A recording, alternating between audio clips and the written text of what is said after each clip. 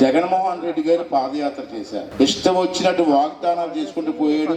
అసలు మన ఇల్లు నడాలంటే డబ్బును బట్టి ఇల్లు నడుస్తుంది, అది అందరికీ తెలుసు. నెలకి 2-3 వేలు ఆదాయం వస్తే ఆ ఇంటిని నడిపించుకుంటాం. మరి జగన్మోహన్ రెడ్డి గారు తెలియజేశారో తెలియదు కానీ ఆదాయం గురించి మర్చిపోయాడు.